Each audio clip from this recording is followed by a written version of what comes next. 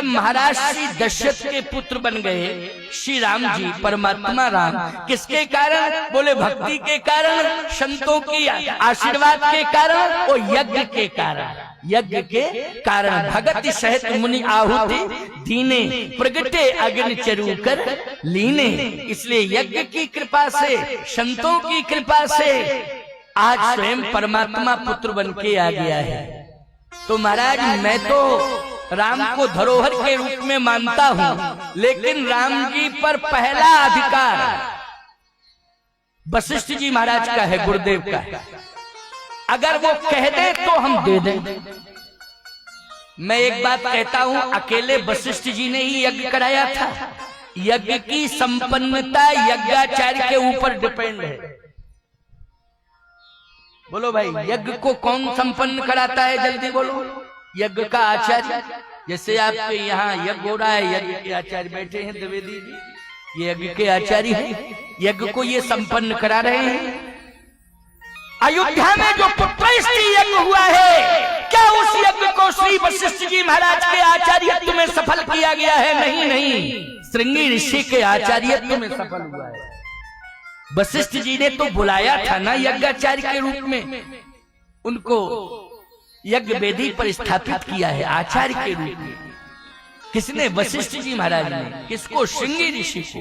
बोले श्रृंगी ऋषि, श्रृंगी ऋषि वशिष्ठ बुलावा, ओ पुत्र काम शुभ जग करावा। भगत सहित मुनि आहुति दीने, और प्रगटे अग्नि चरु कर लीने। जो वशिष्ठ कछु हृदय विचारा, सकल काज भासिद्ध तुम्हारा। यह हवि बाट देहो नृप जाई, और जथा जोग जहि भाग बनाई।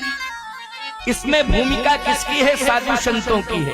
और यज्ञ का आचार्य कौन बना है? बोले श्रृंगी ऋषि जैसा महापुरुष बना है। श्रृंगी ऋषि जैसे महात्मा को यज्ञ का आचार्य बनाया गया। लेकिन वशिष्ठ जी महाराज का नाम लिया दशरथ जी ने, श्रृंगी ऋषि का नाम नहीं लिया। वामदेव जी के मुख्य आतिथ्य में यज्ञ हुआ, पुत्रष्टि यज्ञ, श्री वामदेव जी महाराज के मुख्य आतिथ्य में। लेकिन वामदेव जी का भी नाम नहीं लिया, श्रृंगी ऋषि का भी नाम नहीं लिया। बोलो भाई, किसका नाम लिया दशरथ जी ने? वशिष्ठ जी का नाम। क्यों लिया? वशिष्ठ जी महाराज का नाम इसलिए लिया कि विश्वामित्र जी महाराज वशिष्ठ जी का नाम लेंगे तो तुरंत ही बिना मांगे चले जाएंगे। क्यों? बोले वशिष्ठ जी के 100 पुत्र क्रोधाग्नि में भस्म किए थे विश्वामित्र जी महाराज ने।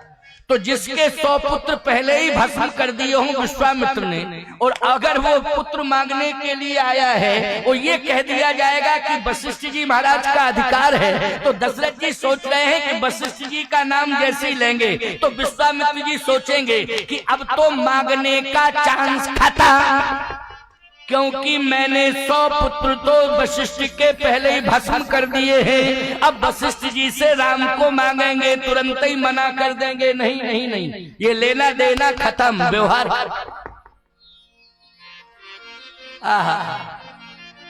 इसलिए कहता हूं कि संतों को ठीक से समझ लो, संतों के मर्म को समझ लो, संतों की विचारधारा को समझ लो, और संतों के व्यवहार और विचार और संस्कार को थोड़ा सा समझ लो और थोड़ा स्वीकार भी कर लो।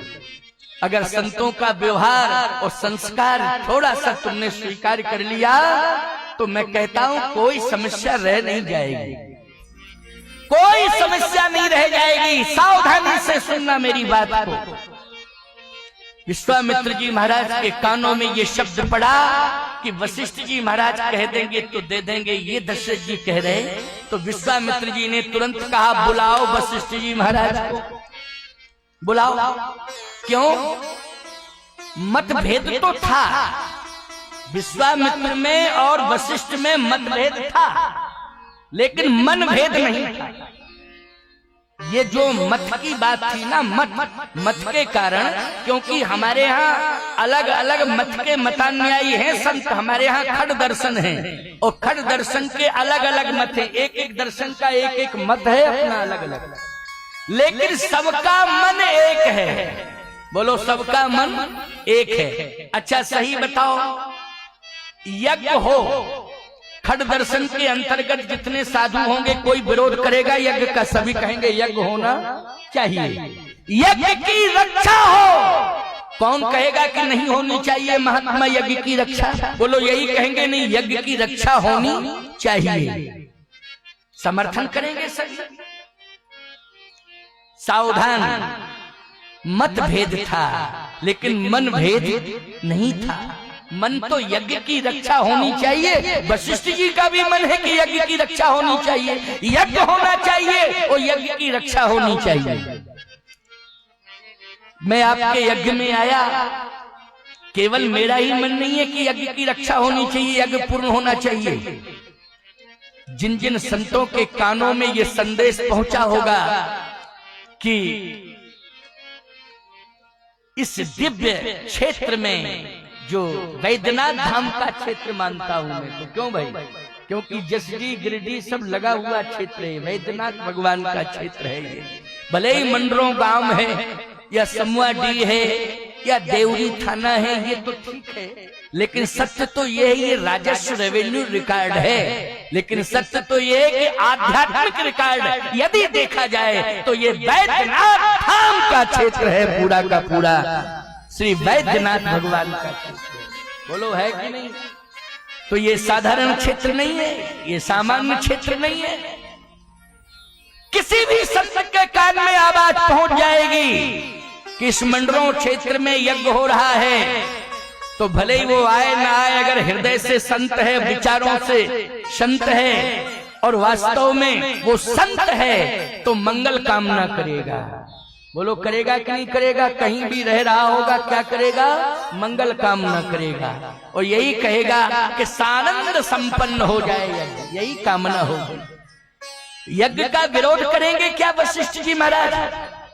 विश्वामित्र जी महाराज समझ गए कि नहीं नहीं, हमारा यज्ञ सफल होगा और वशिष्ठ जी महाराज यज्ञ का समर्थन करेंगे, मुझे पूरा विश्वास है। इसलिए कहा, बुलाओ वशिष्ठ जी महाराज।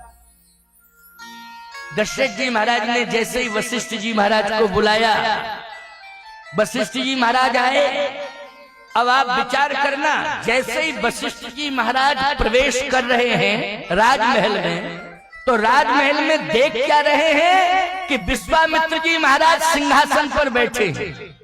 किस पर बैठे हैं? सिंहासन पर। जो रघुवंश का, इक्ष्वाक वंश का सिंहासन था ना, उस पर वशिष्ठ जी महाराज ने देखा विश्वामित्र जी बैठे। आप कहोगे महाराज कहाँ लिखा है कि सिंहासन पर बैठे? अरे अलग से कोई आसन होगा, ये कहाँ लिखा है कि सिंहासन पर बैठे हैं? तो रामायण आप पढ़ते हो, स्पष्ट लिखा है क्या कि चरण पखार की नियति पूजा, मुनि आगमन सुना जब राजा, तो मिलन गए उले विप्र समाजा, कर दंडवत मुनि सन्मानी, और निज आसन बैठा रहे आनी। तो निज आसन का क्या अर्थ है? बोलो, निज आसन का अर्थ यही है कि सिंहासन। दशरथ जी का निज आसन मानी सिंहासन, तो सिंहासन पर बिठा दिया। किसी ने दशरथ जी महाराज से कहा कि सिंहासन पर नहीं बिठाना चाहिए था, क्योंकि सिंहासन पर बिठाया जाता है उसको, किसको? जब सिंहासन की विधि पूरी हो जाती है, अभिषेक आदि होता है, बोलो भाई होता है ना, तभी राम जी को बिठाना चाहते थे महाराज दशरथ सिंहासन पर। समस्त तीर्थों का जल मंगाया था, संपूर्ण तीर्थों के संतों को आमंत्रित किया था, बहुत विधान पूर्वक बिठाना चाहते थे श्री राम को सिंहासन पर, लेकिन राम जी सिंहासन पर बैठ नहीं पाए। यहाँ विश्वामित्र जी के लिए कोई विधान पूरा नहीं किया, सिंहासन निज आसन बैठा रहे, यानी सीधे सिंहासन पर बिठा दिया। दशरथ जी ने कहा कि मालूम नहीं है, यही विश्वामित्र जी महाराज हैं, हरिश्चंद्र जी के समय में आए थे। हरिश्चंद्र जी के समय में आए थे विश्वामित्र जी महाराज, तो मालूम है हरिश्चंद्र जी को काशी के बाजार में बिकना पड़ा था, पूरा राज्य ले लिया था, सिंहासन ले लिया था, राज्य सत्ता ले ली थी और राजा को काशी के बाजार में बेच दिया था। बोलो बेचा था ना किसने? विश्वामित्र जी। यही तो विश्वामित्र जी महाराज है। दशरथ जी ने कहा कि हरिश्चंद्र जी के राज्य में विश्वामित्र जी आए थे तो हरिश्चंद्र जी को काशी के बाजार में बिकना पड़ा था और राज्य भी चला गया था। अब रामचंद्र जी आए तो रामचंद्र जी के समय विश्वामित्र जी आए हैं, चलो विश्वामित्र जी महाराज आए हैं, लेकिन दशरथ जी ने सोचा कि मुझे काशी के बाजार में न बिकना पड़े, इसलिए पहले ही सिंहासन सौंप दो कि बैठो महाराज, आप ही का सिंहासन है, आप ही की अयोध्या है, आप ही का राज्य है, हम तो आपके सेवक हैं। और चरण पखार कीन अति पूजा, मौसम आज धन्य नहीं दूजा। चरण पखार रहे हैं, आरती कर रहे हैं, स्तुति गायन कर रहे हैं, सम्मान दे रहे हैं। लेकिन याद रखना दशरथ जी महाराज भले ही सोच रहे हो कि मैंने सिंहासन दे दिया है, मैंने सम्मान दे दिया है, लेकिन विश्वामित्र जी महाराज सिंहासन लेने नहीं आए हैं, सम्मान लेने नहीं आए हैं, वो तो भगवान लेने आए हैं। इसलिए सिंहासन के प्रति उनका कोई आकर्षण नहीं है। बिठा तो दिया, बैठ गए सिंहासन पर, लेकिन सिंहासन पर बैठे रहे, लेकिन बार बार यही कहते रहे, राम चाहिए, राम चाहिए, राम चाहिए, मुझे राम का दर्शन कराओ, राम कहाँ है? वशिष्ठ जी महाराज आ रहे हैं और जैसे वशिष्ठ जी महाराज आ रहे हैं, वशिष्ठ जी ने देखा कि सिंहासन पर बैठे हैं कौन? विश्वामित्र जी महाराज। तो आप कहोगे कि वशिष्ठ जी के लिए आसन अलग से पड़ा होगा, वहां वशिष्ठ जी महाराज बैठ गए होंगे अलग आसन पर। अरे आसन तो सुनिश्चित था, क्योंकि राज पुरोहित हैं और राज पुरोहित के लिए राजभवन में एक विशेष आसन होता है, नहीं होता है? उस आसन पर जैसे सिंहासन पर केवल राजा बैठ सकता है, वैसे ही राज पुरोहित का जो आसन होता है उस पर केवल राज पुरोहित बैठ सकता है, बाकी दूसरा कोई नहीं बैठ सकता है। तो विश्वामित्र जी महाराज सिंहासन पर बैठ गए, वशिष्ठ जी का आसन अलग से था, पड़ा हुआ था, वो तो सुनिश्चित था। वशिष्ठ जी महाराज अपनी आसन की ओर नहीं गए, जहां दशरथ जी के सिंहासन पे विश्वामित्र जी बैठे थे, वशिष्ठ जी उसी ओर बढ़े। अयोध्या वासी बोले अब टकराव होगा, अब निश्चित टकराव हुआ, क्योंकि वशिष्ठ जी यही कहेंगे उठो उठो सिंहासन पर, जब तक हम तिलक नहीं कर देंगे राजा। प्रथम तिलक वशिष्ठ मुनि की ना, क्यों भाई? पहला तिलक कोई भी सिंहासन पर बैठता है तो परंपरा क्या है, पहला तिलक कौन करता है? बोलो भाई। पहला तिलक करता है कौन? बोले राज पुरोहित करता है। और राज पुरोहित कौन है? श्री वशिष्ठ जी महाराज हैं। तो शायद वशिष्ठ जी महाराज यही कहना चाहते, नहीं मैं राज पुरोहित हूँ, मैंने अभिषेक नहीं किया है, बिना अभिषेक के कैसे आप सिंहासन पर बैठ गए? शायद विरोध करने के लिए जा रहे हो। लेकिन विश्वामित्र जी ने देखा तो वो पहले ही खड़े हो गए। विश्वामित्र जी भी सोचे कि वशिष्ठ जी इधर ही चले आ रहे हैं बढ़े सिंहासन की ओर, तो इसलिए भैया पहले ही से खड़े हो जाओ। तो पहले ही से खड़े हो गए वो। अयोध्या वासी बोले कि थोड़ा थोड़ा समझ में आ रहा है कि महात्मा विश्वामित्र सरेंडर कर रहा है, लेकिन गुरुजी के पावर को देख करके थोड़ा समझ में आ रहा है कि कहीं ना कहीं सरेंडर की भूमिका बन रही है। क्यों भाई? समर्पण की भूमिका बन रही है। लेकिन आपको मालूम होना चाहिए, धन्य है वशिष्ठ जी महाराज। जैसे विश्वामित्र जी खड़े हुए, वशिष्ठ जी महाराज ने दोनों भुजाओं को आगे बढ़ाया और वशिष्ठ जी महाराज ने विश्वामित्र जी को हृदय से लगा लिया। दोनों महात्मा हृदय से हृदय मिलाकर मिलने लगे। दशरथ जी महाराज ने माथा पकड़ लिया, कन्फर्म हो गया अब राम गए। अब राम अयोध्या में रुकने वाले नहीं हैं, क्योंकि वशिष्ठ जी महाराज ने हृदय से लगा लिया है विश्वामित्र जी को। इसलिए अब दशरथ अयोध्या में राम रुकने वाले नहीं हैं। हृदय से हृदय मिलाकर महात्मा मिल रहे हैं। वशिष्ठ और विश्वामित्र का मिलन हो रहा है, हृदय से हृदय मिलाकर मिलन हो रहा है। प्यारे गोस्वामी जी कहते हैं दोनों महात्मा मिले तो रो करके वशिष्ठ जी महाराज से विश्वामित्र जी ने कहा कि महाराज आज मैं आशा लेके आया हूं और मुझे विश्वास है कि मेरी आशा निराशा में बदलेगी नहीं। मेरी आशा निराशा में नहीं बदलेगी, मुझे पूरा विश्वास है। आशा क्या है? आशा एक राम जी से, दूजी आशा छोड़ दे, नाता एक राम जी से, दूजा नाता तोड़ दे। आशा एक राम जी से, दूजी आशा छोड़ दे, नाता एक राम जी से, दूजा नाता तोड़ दे। धन्यवाद निर्विवाद राम राम कहिए, कही विधि राखे राम, ताही विधि रहिए। सीताराम सीताराम सीताराम कहिए, ताही विधि राखे राम, ताही विधि रहिए। ताही विधि राखे राम, ताही विधि रहिए। सीताराम सीताराम सीताराम कहिए, ताही विधि राखे राम, ताही विधि रहिए। ताही विधि राखे राम, ताही विधि रहिए। ताही विधि राखे राम, ताही विधि रहिए। आशा एक राम, केवल एक मात्र आशा लेके आया हूं कि मुझे राम मिलेंगे, राम। लेकिन राम तो दिखाई नहीं दे रहे, राम है कहां? सावधान, चाहे संत हो और चाहे कोई सामान्य प्राणी हो, एक ही आशा होनी चाहिए कि मुझे राम मिले। क्यों भाई, होनी चाहिए कि नहीं? मुझे कौन मिले? राम मिले। एक बात बताओ, जब तुम्हारे बच्चे होते हैं ना, तो प्रयास क्या रहता है कि बच्चे का नाम राम से जोड़ दिया जाए। क्यों भाई, किससे जोड़ दिया जाए? राम से जोड़ दिया जाए। चाहे ऊपर राम लग जाए और चाहे नीचे राम लग जाए। बोलो भाई, लेकिन राम ऊपर लगे चाहे नीचे लगे, राम लग जाए। क्यों?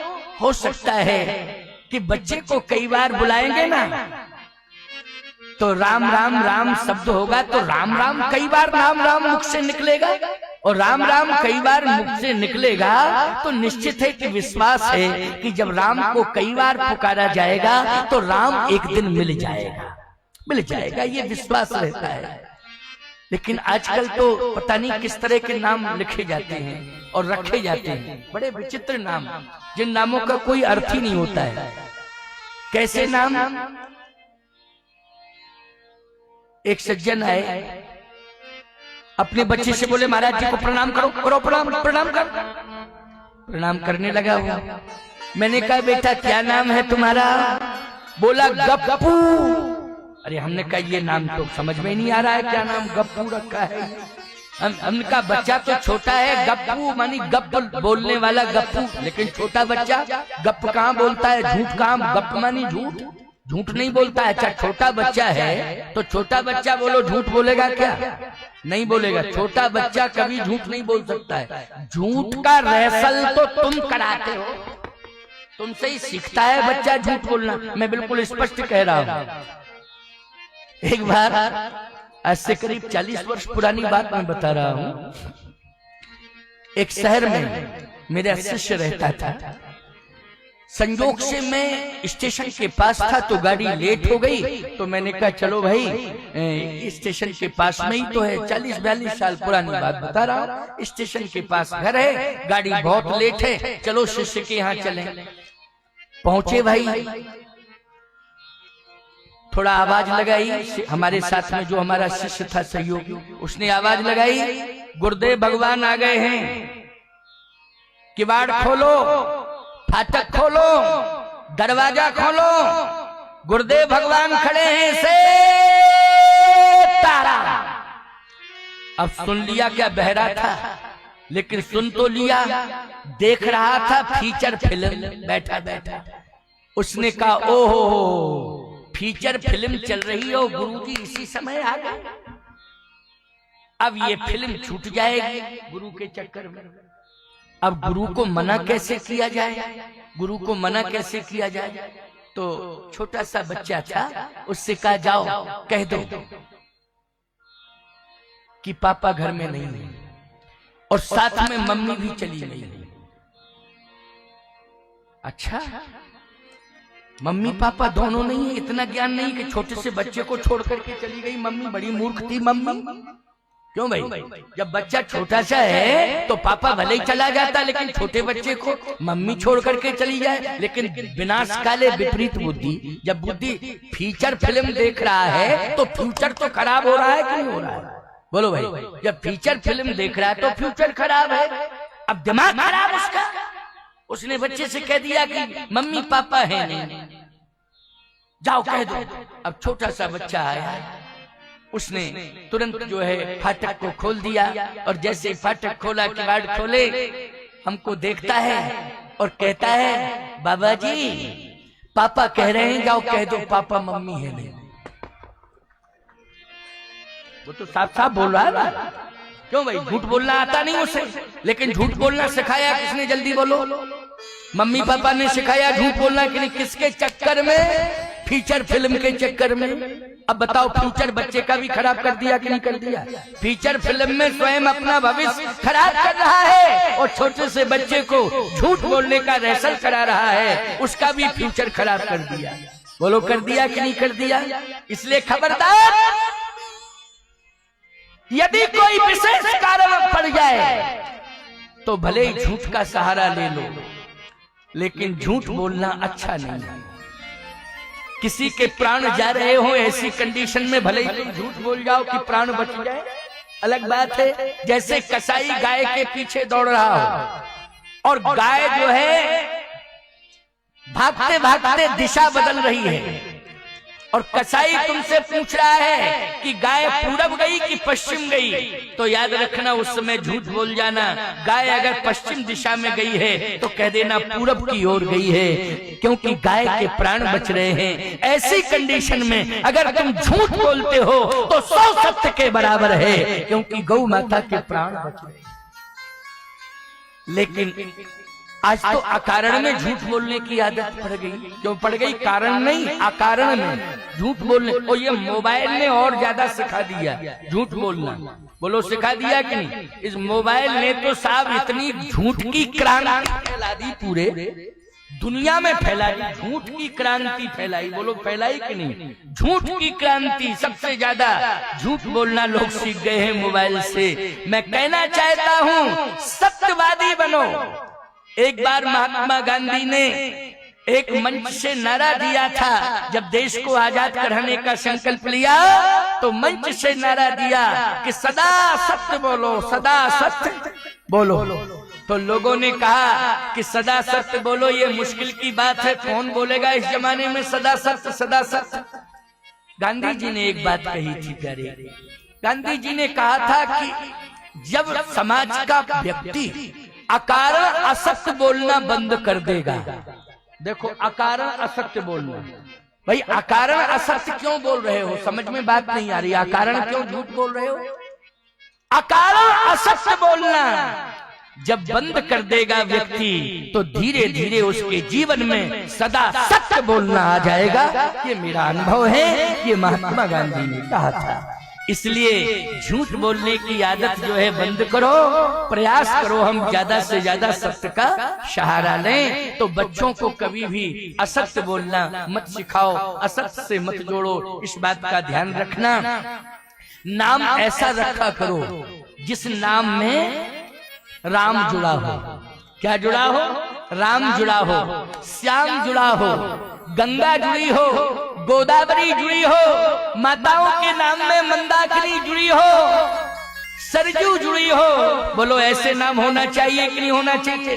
तुम्हारे नाम में कोई ना कोई तीर्थ जुड़ा हुआ होना चाहिए, परमात्मा का नाम जुड़ा हुआ होना चाहिए, ऐसा नाम। लेकिन गप्पू, इसका अर्थ क्या है? बोले महाराज जी, जब पापी तर गए तो हम नहीं तर पाएंगे। हमने कहा जैसे प्रमाण? बोले अभी भागवत सुन के आ रहे हैं, कथा में पंडित जी कह रहे थे अजामिल जैसा पापी तर गया। तो हम नहीं कर सकते क्या? अजामिल से ज्यादा पाप हमने किए हैं क्या? हम तो छोटे हैं अभी, इतने पाप हमसे थोड़ी। गप्पू हमारा नाम है। मैंने कहा बेटा न तुम्हारे तरने के चांस न तुम्हारे बाप के तरने के चांस, दोनों के चांस खत्म है। तुम तो अभी छोटे हो, लेकिन तुम्हारे बाप ने नाम रखा ना गप्पू गप्पू गप्पू। गप्पू कह के बुलाता है, बड़े प्यार से बुलाता है, गप्पू गप्पू गप्पू। मैंने कहा अजामिल इसलिए तर गया था, तुमने सुना नहीं? उसने अपने बेटे का नाम नारायण रखा था। क्या रखा था? नारायण रखा था। और जैसे ही मृत्यु के समय कहा नारायण, भगवान ने अपने पार्षद भेज दिए। बोलो भाई भेजे कि नहीं? नारायण कहा तब ना पार्षद भेजे, बुलाया बेटे को था, लेकिन भगवान का नाम लिया नारायण। तो नारायण जैसे नाम लिया, भगवान ने तुरंत अपने पार्षद भेज दिए। बोलो अजामिल की रक्षा हुई कि नहीं हुई? मैंने कहा तुम मरते समय कहोगे गप्पू गप बधे चले जाओगे भव संसार में, भव सागर में गप बधे चले जाओगे सीधे। बोलो तरने के चांस खत्म तुम्हारे। बोले महाराज गलती तो हो गई, क्षमा करो क्षमा करो। अब तो आपसे ही नाम बच्चों के रखाएंगे। अब तो निश्चित संकल्प कर लिया है। तब तक एक पड़ोसी आ गया हमारे पास। पड़ोसी सुन रहा था वो। बोले गुरुजी हमारे सामने धर्म संकट आ गया। हमने कहा तेरे सामने क्या धर्म संकट आया? बोले हमने तीर्थों के नाम पर, देवी देवताओं के नाम पर बच्चों के नाम रखे, लेकिन समस्या ये आ गई कि अब इकट्ठे 2 बच्चे हो गए जुड़वा। केवल 2 मिनट का 2 सेकंड का अंतर पड़ा, अभी अभी हुए हैं। अब समस्या आ गई। हमने कहा क्या समस्या? बोले समाधान आप करो।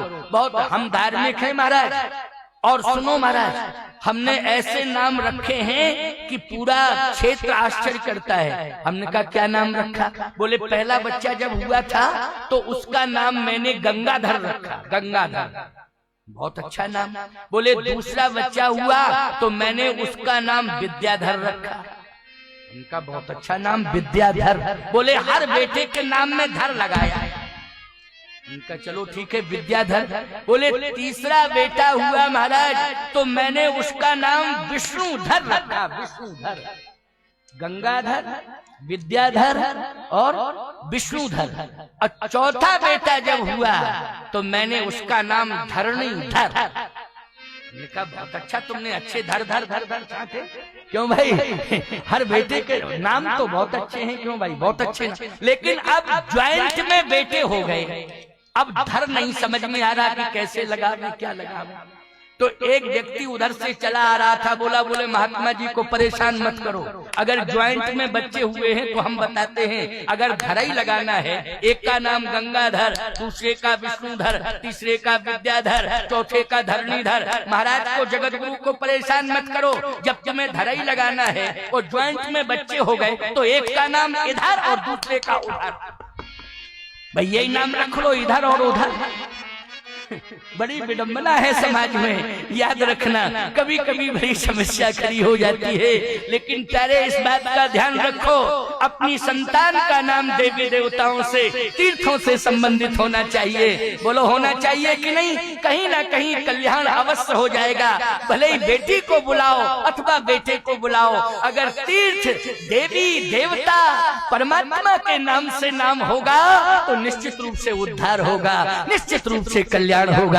इसलिए जीवन में संकल्प लो, सनातनी हिंदू हो। सनातनी हिंदू का परम धर्म कहता है कि देवी देवताओं से अपने परिवार को जोड़ना चाहिए, ये हमारा परम धर्म कहता है। इसलिए आओ ध्यान से सुनो, एक और महत्वपूर्ण बात मैं आपको बता रहा हूँ। यहाँ राम देत नहीं बनत गोसाई, राम को नहीं दे सकता हूँ। अच्छा बोलो दशरथ जी के 4 पुत्र एक साथ प्राप्ति हुई, दशरथ जी को नहीं 4 पुत्रों की प्राप्ति हुई एक साथ। बोले जन्मेक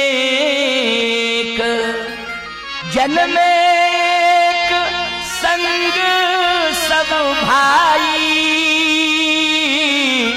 ओ भोजन शयन के ललिकाई। एक साथ 4 पुत्र जन्मे। अच्छा सही बताओ महाराज, श्री जनक के 4 पुत्रियां, 2 भाई हैं, लेकिन 4 बेटियां हुई कि नहीं हुई? बोलो भाई हुई कि नहीं हुई? 4 बेटियां।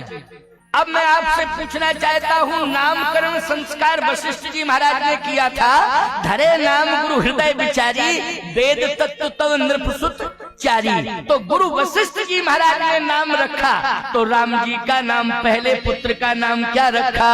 बोले सो सुख धाम राम अस नामा, ओ अखिल लोकदायक विश्राम। बोले पहले बेटे का नाम राम, राम में 2 अक्षर। अच्छा, राम के बाद भरत जी का जन्म हुआ, राम के बाद लक्ष्मण का जन्म नहीं हुआ है। राम के बाद किसका जन्म हुआ है? जल्दी बोलो। लक्ष्मण जी का नहीं, भरत का जन्म हुआ है। तो भरत कौन है? बोले विश्व भरण पोषण कर जोई, और ताकर नाम भरत यस होई। लेकिन एक विशेषता और है, ये तो है ही विश्व भरण पोषण कर जोई, लेकिन राम में 2 अक्षर और भरत में 3 अक्षर। राम में 2 अक्षर और भरत में 3 अक्षर। और भरत के बाद लक्ष्मण हुए हैं, तो लक्ष्मण में 3.5 अक्षर। और लक्ष्मण के बाद शत्रुघ्न 4.5 अक्षर बढ़ते चले गए। बोलो बढ़ते चले गए कि नहीं? अब आप देखो, यहाँ महाराज जनक के यहाँ 4 पुत्रियां हुई हैं। 4 पुत्रियां कौन? बोले सबसे बड़ी कौन है? याद रखना, ध्यान से सुनना मेरी बात को। बोले सीता, सीता में 2 अक्षर। और सीता जी का विवाह हुआ राम जी से, राम में 2 अक्षर।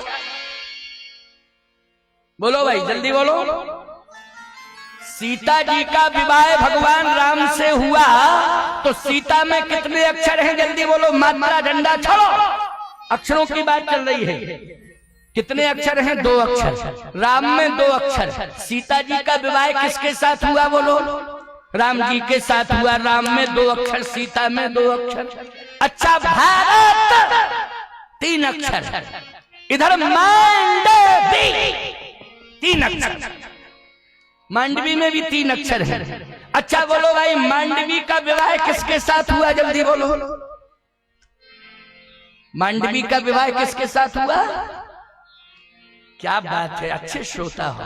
देखो बहुत अच्छे श्रोता है, उत्तर दे रहे हैं। रामायण पढ़ते हो, ज्ञान है, कथाएं सुनते हो, इसलिए सत्संग का ये प्रभाव है। नहीं तो बहुत जगह के लोग तो बैठे ही रह जाते हैं। पूछो उनसे, क्यों, क्या सुन रहे हो? राम कथा।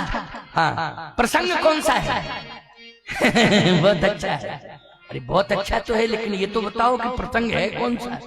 फिर बाद में पूछा जाता है, बाद में बार बार कहा जाता है, अरे ये तो बता दो भाई कि रामायण तो सुन रहे हो, राम कथा, लेकिन प्रसंग कौन सा है? बहुत ही अच्छा है। ये नहीं बता सकते कि कौन सा प्रसंग है। क्या बताऊंगा? एक श्रोता तो बंगाल की बात मैं बता रहा हूँ, यद्यपि ये सोशल मीडिया में पूरी दुनिया में संदेश जा रहा है। बंगाल आपका पड़ोसी है। बोलो भाई, बंगाल लगा हुआ है कि नहीं? झारखंड के बाद बंगाल आ गया। बंगाल में भी मेरे प्रवचन बहुत हुए हैं, अभी भी जाता रहता हूँ। बहुत भीड़ थी साहब, जहां तक निगाहें डाली जा रही थी वहां तक केवल पब्लिक दिखाई दे रही थी। समय अधिक इसलिए हो गया था कि मैं विलंब से ही आ पाया था। आसनसोल स्टेशन पर उतरा ट्रेन से, तो ट्रेन ही 4 घंटे लेट आई। लेकिन 4 घंटे लेट आई और स्टेशन के पास में ही प्रवचन हो रहा था, तो तुरंत लोग जो है हमको थोड़ा सा स्वागत सम्मान किए और कहे, महाराज बहुत देर से इंतजार कर रहे लोग, आप तो दर्शन दे दो, दर्शन दे दो, दर्शन दे दो। चलो भाई, नहीं मानते हो, थके थकाए चले आ रहे। मंच पर पहुंचे, भीड़ देखी, उत्साह देखा भैया, तो हम बैठ गए, मंच पर बैठ गए। अब मैंने कहा 5 मिनट बोलूंगा।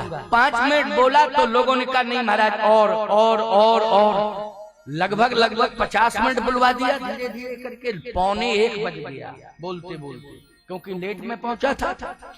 लेकिन श्रोता तो सब सुन ही रहे थे। एक सामने श्रोता बैठा बैठा, इधर गिर जावे उधर गिर जावे, अगल बगल में जो लोग बैठे थे ऐसे नहीं ऐसे। तो मैंने कहा देखो, तुमको नींद आ रही है क्या? सो रहे हो? अगर नींद आ रही है, सो रहे हो, तो तुम जाओ, सो जाओ, कोई बात नहीं। लेट हो गया ना, मंच बहुत लेट हो गया, तुम जगे हुए हो अथवा तुम नींद बर्दाश्त, जाओ जाओ जाओ। तो बोला नहीं महाराज, नहीं महाराज, नहीं। ऐसे एकदम गर्दन हिलाते हुए बोले नहीं नहीं नहीं नहीं महाराज। मैंने कहा सो रहे हो? बोले नहीं महाराज। चलो कोई बात नहीं। प्रवचन जैसे प्रारंभ हुआ 5 मिनट बाद फिर उसकी वही हरकत। हमने कहा सो रहे हो? बोले नहीं नहीं नहीं नहीं महाराज नहीं नहीं नहीं नहीं नहीं सो नहीं रहा। हमने कहा सो तो रहे हो, तुम इधर गिरते हो उधर गिरते हो। चलो कोई बात नहीं। तीसरी बार में फिर उसकी वही हरकत। तो मैंने कहा सो रहे हो? बोले नहीं महाराज। हमने कहा ये पागल बना रहा है सबको। सो रहा है? वो कहता नहीं महाराज नहीं महाराज नहीं महाराज। चौथी बार में जैसे ही गिरने लगा बगल वाले के ऊपर तो मैंने कहा जिंदा हो? बोले नहीं महाराज।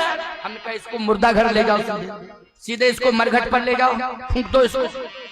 क्योंकि जब ये कह रहा है कि हम जिंदा नहीं है मुर्दा है तो सीधे ले जाओ इसको। कहां ले जाना है? स्मशान घाट ले जाओ इसको।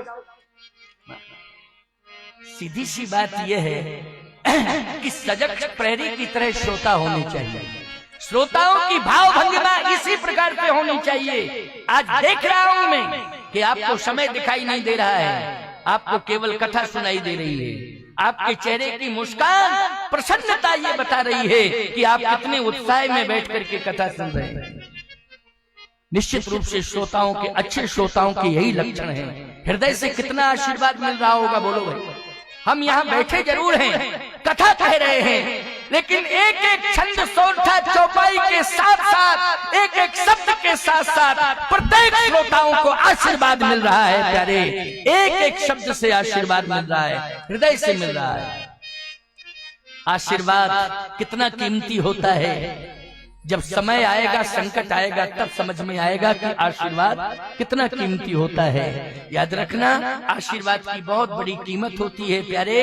तुम्हारे जीवन का परम कल्याण हो, इसके लिए हम प्रतिदिन तुम्हारी मंगल कामना कर रहे हैं। और मैंने कल एक बहुत बड़ी बात कही थी कि यहाँ से जाने के बाद हम कहीं भी जाएंगे, लेकिन अपने ठाकुर कामदानाथ से तुम्हारे जीवन की मंगल कामना प्रतिदिन करते रहेंगे। तुम सबका कल्याण हो, तुम सबका मंगल हो, ये भगवान से मैं प्रार्थना करता रहूंगा।